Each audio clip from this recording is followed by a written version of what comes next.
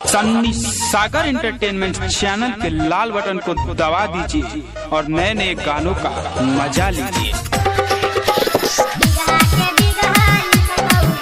अभी आप सुन रहे हैं तेनवाही से माँ दुर्गा म्यूजिक की प्रस्तुति।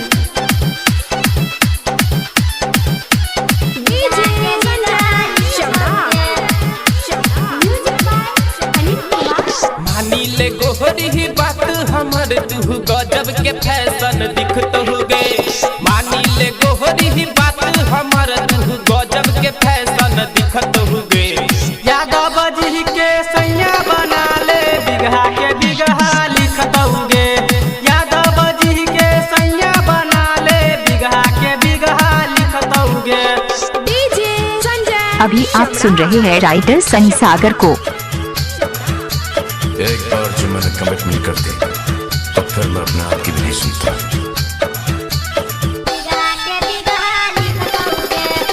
अभी आप सुन रहे हैं राइटर सनी सागर को।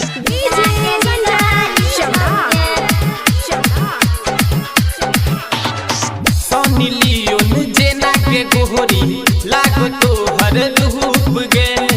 देखी तो हर बदन के साइज रहबै के नहा चुप गे।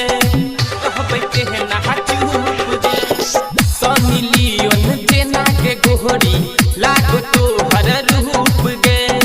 देखी तो हर बदन के साइज रहबै के नहा चुप गे।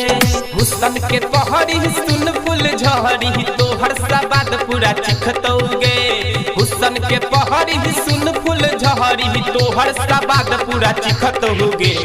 यादव जी के सैया बना ले बिगहा के बिगहा लिखत होगे। यादव जी के सैया बना ले बिगहा के बिगहा लिखत होगे। अभी आप सुन रहे हैं राइटर सनी सागर को।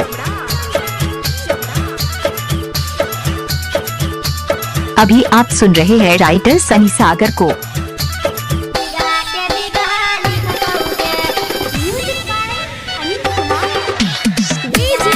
अभी आप सुन रहे हैं राइटर सनी सागर को। 16 बहरिस में गोहरी भगेल पर फेंक गे। आन दिल सह दिल के गोहरी कले तू कहने गे।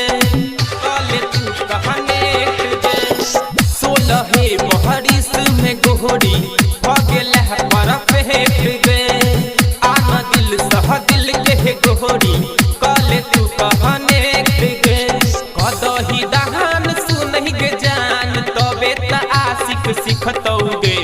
कदही दहान सुनहि गे जान तबे त आशिक सिखतौगे। यादव जी के सैया बना ले बिगहा के बिगहा लिखत होगे। यादव जी के सैया बना ले बिगहा के बिगहा लिखत होगे।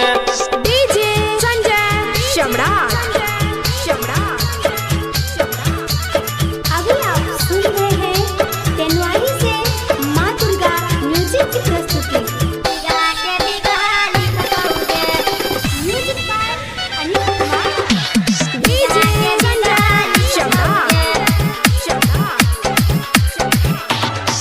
आदि तो हम भी बेटी के बतिया कले तू मन झूर गे। राहुल हम हनीस के गोरी करने तू मजबूर गे। करने तू मजबूर गे। आदि तो हम भी बेटी के बतिया कले तू मन झूर गे। राहुल हम हनीस के गोरी